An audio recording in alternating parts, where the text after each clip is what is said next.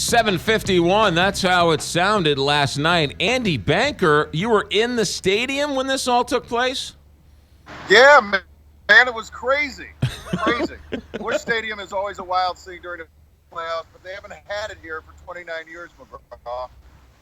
I've never seen anything like it. I mean, people down. They were getting off the ground. It was unbelievable. They were jumping 2-3 feet in the air. All right, so Fox 2 News' Andy Banker joins us live in Kaufman. You haven't been to bed yet, have you? Yeah, I slept about an hour and a half. It was a nap. Did you sleep in the Fox News van, or where did you end up sleeping? No. Hey, there's those Holiday Inn Express commercials? Yes. Oops, we might lose the connection here. There's one right across the street from Kaufman Stadium. All right. That's where we put our heads last night. All right, good. All right, so at some point, and Andy Banker, you had to think, let's just leave and cut out early to beat the traffic out of there when it was down, when the Royals were down 7-3. Yeah, we did. But we had to stay and do live shots last night, 9 and 10, and by then the Royals were closing in and breathing down the A's necks. I mean, it was a 7-6 ball game, and at that point we decided we can't leave because the story, it just felt like it was going to change. I mean, when the Royals rallied in the 8th inning, and it was, they only made it 7-6, but you just had a feeling they were going to come back and win that game. And I was walking back into the ballpark after our live shot, and I was telling people, because, when the A's scored to make it 8-7 in the top of the 12th, I kept walking by all these Royals fans. I said, don't you remember Game 6?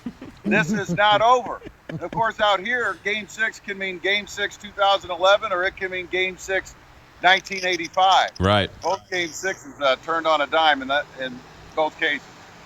So take us to after the game. So they win it in the 12th. They have to score 2 runs in the 12th. Yes. In the bottom of the 12th to win it. Take us, what happens after the game? Well, every fan in the city, it's like I said, I don't know if we were connected. I mean, the fans just jumped up and down. As high as, in Busch Stadium, we're kind of used to it. I don't mean that it's not fun or that we don't have great fans. We wave the towels and everyone goes high-fiving and, dancing around. But in Kansas City here, everyone was jumping 2-3 feet off the ground, however high they could get. I've never seen anything like it, just jumping and, hands over their heads. It was crazy. It really was pandemonium, and it was a blast. It was a fun place to be, and I'm a Royals fan until they meet the Cardinals. So are people celebrating all night? Andy What's Banker. that? Were people celebrating into the night, into the morning hours? I caught a little of that. People were celebrating everywhere, from here at the ballpark to the Power and Light District. They have something similar to Ballpark Village. There's thousands of people watching the game on the big screen there. Same kind of reaction. I mean, they're so hungry for this year. 29 years in between appearances in the playoffs, and to win one like this felt like Game 6 2011. I mean, you just felt like the Royals were going to come back and win no matter what happened after that 8th inning. Not only has it been 29 Like it was not only has it been 29 years, Andy Banker, but it's been 29 long years. It wasn't like they've been close a couple of times. I mean, they might have had 1 or 2, 3 winning records in those 29 years.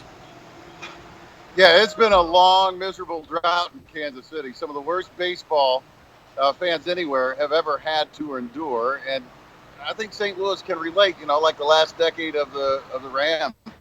Right. We're certainly thirsty for some better football, and they're thirsty for some better baseball here, and they're getting it. Who knows? I mean, another I-70 series is not out of the realm of possibility. And what a great thing here now is, McGraw, is next up for the Royals. One fan said it like this. This was so nerve-wracking and so awful just to have this one game, win or go home. But now we have an actual series, and it's with the Angels. Albert Pujols, who played for the Cardinals for so long and, really established his Hall of Fame credentials in St. Louis, but also grew up in Kansas City. He's coming baby. It's going to be a blast. Yeah, it is going to be a blast, and trust us, it hasn't been lost on anybody in the baseball world that Albert Pujols is going to be playing in Kansas City. Snatched from the Kansas City Royals right under their nose by their cross-state rivals, the Kansas City or the St. Louis Cardinals. Andy Banker, thanks for checking in. Be safe ride home, and we'll see you soon. Breaking up a little bit, McGraw. Yeah, we're going to let you go, Andy. Thanks for checking in. Andy Banker, live. Thank you. Thank you. Thank you. Andy Banker, live via Skype. Keep your fingers crossed on that one. I know. He sounds giddy. Yeah, he does. Yeah. I mean, because it's infectious. Yeah. You know, the Royals fans, they're all so. This is something they haven't experienced in quite some time. So yeah. how can you not be happy? I for agree. them? Not that I'm a big Royals fan, but just if you're a fan of the improbable and the fun and the goofy and they've been so bad for so long. It's just nice to see, and I'm with him. It's nice to see. Just don't try and pull that off here in St. Louis. Exactly.